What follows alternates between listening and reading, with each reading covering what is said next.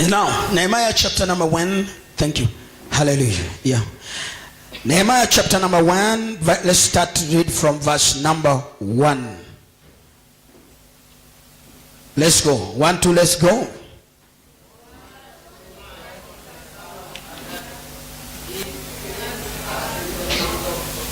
Chisel. Weka New Living in a month of Nissan. Weka New Living Bible. New Living Bible translation. Yes. Let's go.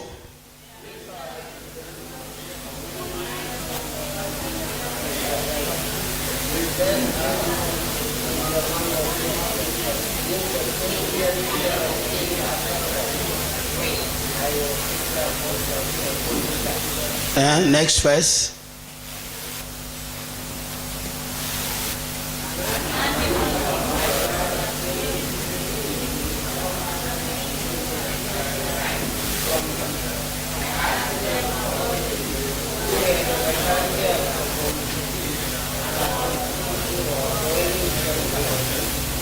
Let's continue.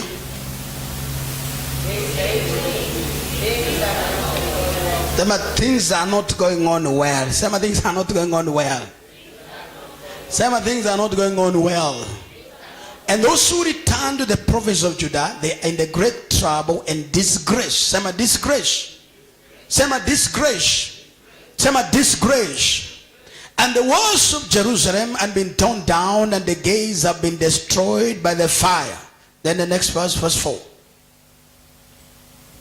When I heard this, I sat down and wept. In fact, for days I had mourned, fasted, and prayed to God of heaven. Verse 5.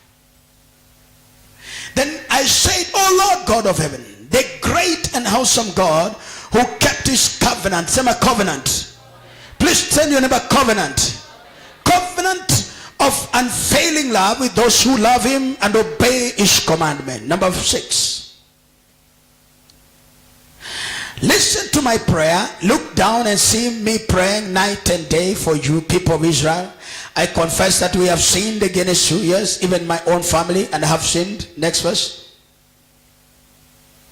We have sinned terribly by not obeying the commands and decrees and the regulation that you gave us through your servant Moses. Then let's continue, King, quickly. Please remember what you told your servant Moses. If you are unfaithful to me, I will scatter you among the nations. Then proceed.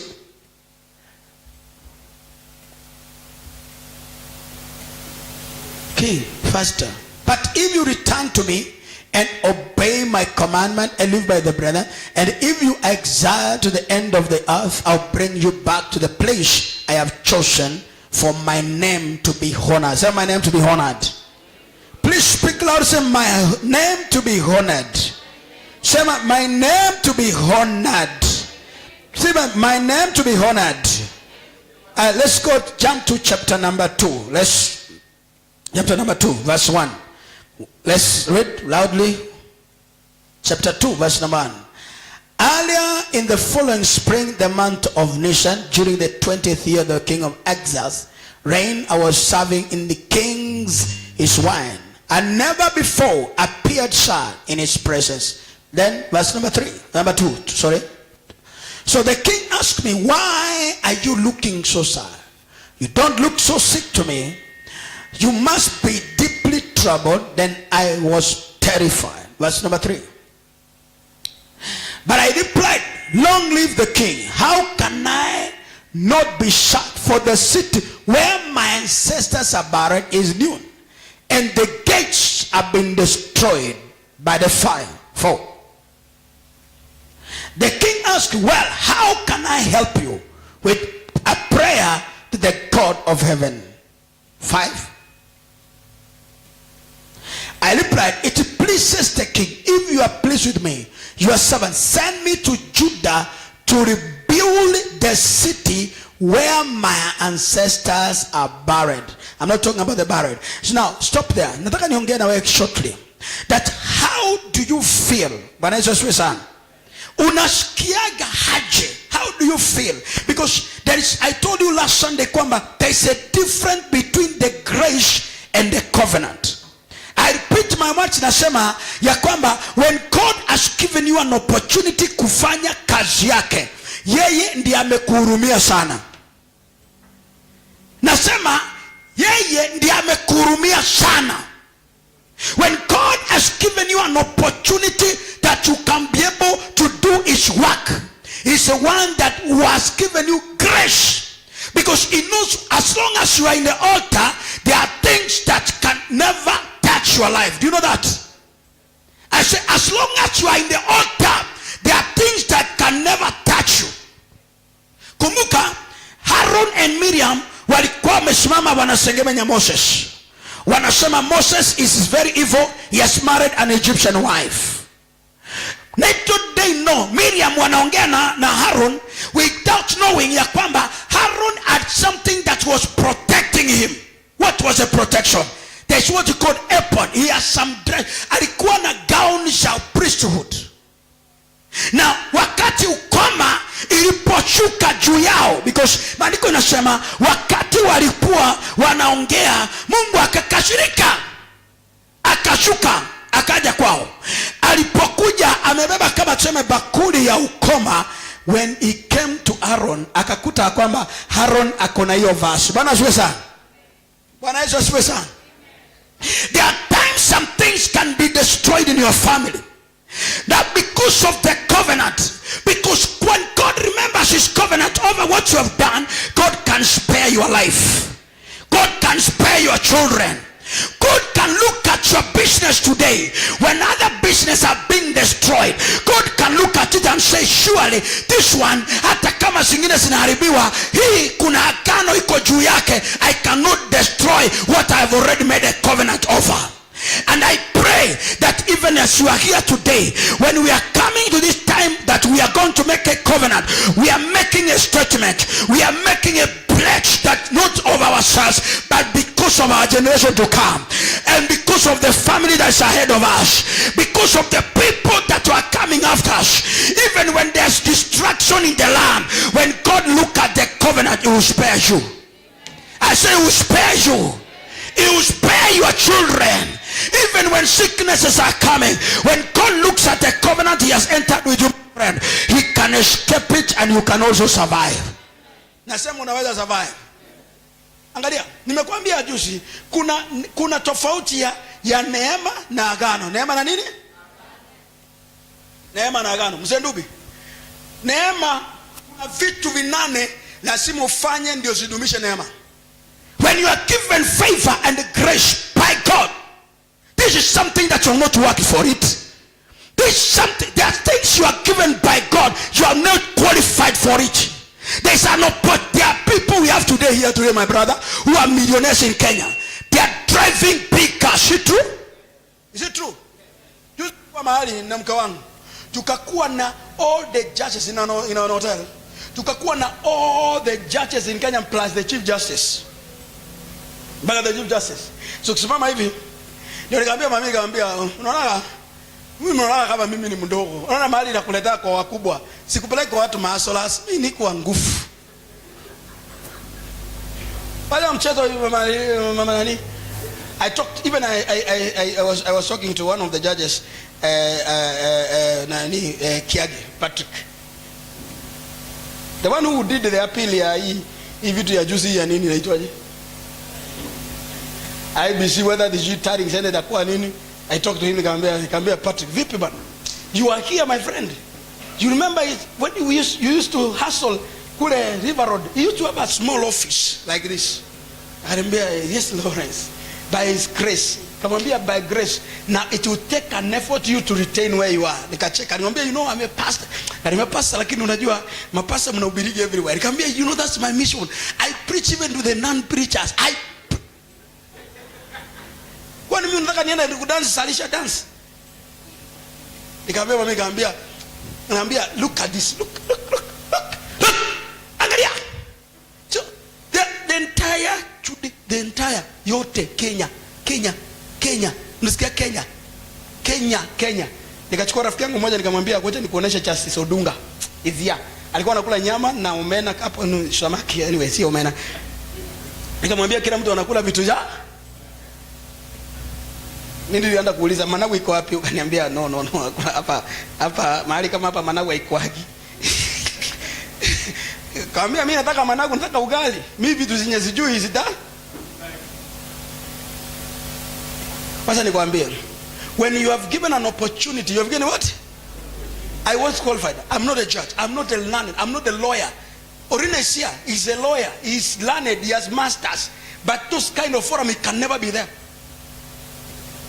He cannot. So when you are under grace, it will take you an effort to sustain it. One, you must have a constant commitment. Constant what? Number two, you must have what you call obedience and substantial obedience. Because when you are given a grace, my friend, you must continuously sustain it and serve it so that you can sustain it. Is true? Neema lazima uishughulikie. Bwana sio sana. Ni kama wanawake wale wanaolewa anajibodoa, amejiwekea high wanja, inaitwa ni wanja ama ni anajiwa high pencil, lower pencil. Si ni kweli? Mini skirt, micro skirt. Si true? Nywele ametengeneza, amejibodoa, anakaa kama mzuu. And make sure he goes to bed earlier and he works very early so that maana unaweza amuko kute, what is this gecko? Because you didn't marry a gecko. You don't understand? Because unajua ukimpata hana hiyo doido, si unamwogopa, unaona kama ni shetani ama? Si mama moja mzee, huyo jamaa kujua ni mzee sana, alikuwa ameweka meno ya kuchomelea hapa. Si ni kuna meno ya kuchomelea hapa, ile ya kutoa na kuweka kando. Ni mama mzee excess, double portion of age. Hiyo inaitwa grace. Ndio nini? Mtu anapendeka tu. Unapata opportunity that you are not qualified. You are not what? You are not qualified at all. When everybody will ask you, how did you find your way here? You say, by grace. By what? Because what took me there, Rimo, it is not my education. It is not my connection. It is not my ability. I am not an answer mind to what? But I am a man under grace. But I have made a covenant with God to serve him, I and my generation. Amen. I and my generation. So when you are under the grace, there are 7 things that you must have them. You must continuously. Forgiveness is a must. Is what? I say it's what? Look at this. Forgiveness is a must when you have an opportunity that you are not qualified for it. Is it true? Ukiwa na fursa ambayo hujahitimu, lazima uwe ni mtu wa msamaha. Lakini mtu wa agano, even when you are backslidden, still God has mercy over you. I say God still, that scripture imeandikwa vizuri ya kwamba a righteous man falls 7 times, not for the man of grace, but the man of covenant. I say man of covenant. That's why even today we are talking about there are Jews who does not know about Jesus Christ, but they are thriving, they are great, they are doing well, they are successing, they are very successful everywhere. They are the one owning America. Mduvi. Every foolish African is running to America without knowing that the foundation of America was laid by the Jews under the covenant. It is successful. Jews, they don't even know about Jesus Christ. Is it true? Wayahudi wako na haja na Yesu sana. Kwanza wanajua hajazali. Maana aliwashtua, Yesu aliwashtua sana. Anawashtua mfalme. Unajiita mfalme na umezaliwa kwa holi la ng'ombe. You are a fool. How? Unatakana mfalme utuite state house. Utuite wapi? I say utuite wapi? That's why mtu yote anayefanya kazi aliyefuata kwa Biblia, yote alikuwa anafanya kazi katika ikulu ama katika inaitwa itwaje? The palace. Palace ndio ikulu. Kiswahili mzuri si.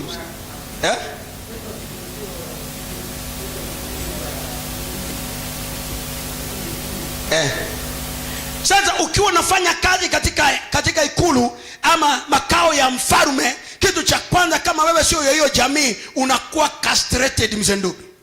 The first thing first, hata kama ni cleaner, hata kama ni kitchen, hata kama ni driver ama nini, whatever you are, the first business you are castrated. Hili ndio usilete hiyo mbegu mbaya ya umaskini kwa hapa katika royal family. It's a must, you must be a eunuch. That's the right word. Amen. You must be what? A eunuch. Usikuja kusalia tutoto tu wafalme hapa, tutoto wenye tuna masikio ya kutoka Kaptembwa, Mororo, Bondeni, ana roho ya Bondeni, ana katoto ka royal family, watu wanakula buffet, nasema mimi nataka omena. Mimi nataka makombi. Makombi ni maziwa ya kina Nduvi.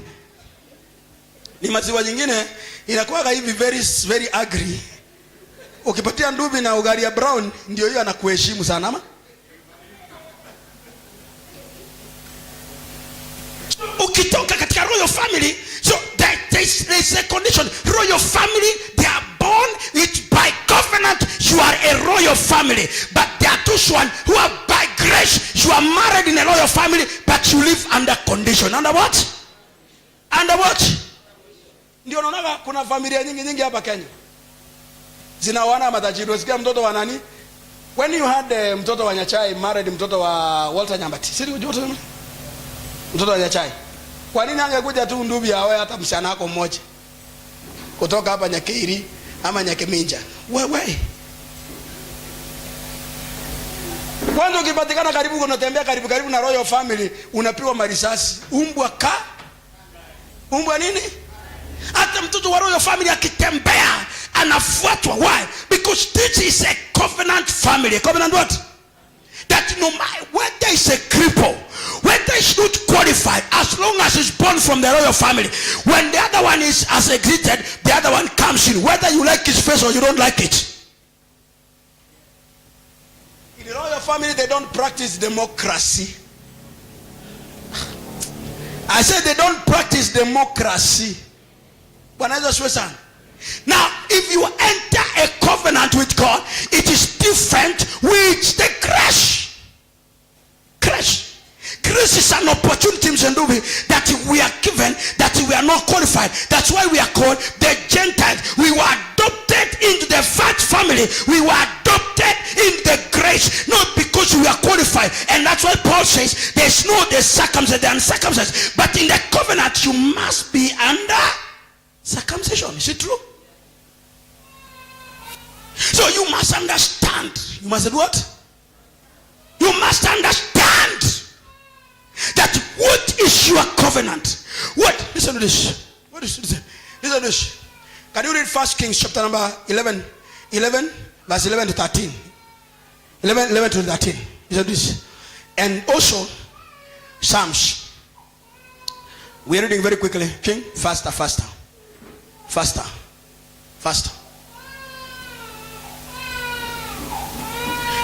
Listen to this. Can you read it loudly? And then just read it in Swahili. Faster. 1, 2, let's go.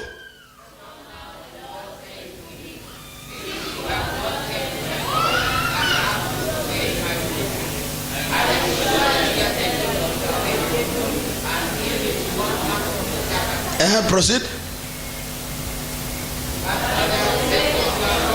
Now, for what? I said, for what? For this, not for you, not for what? I want to send a message to you that not because you are better, not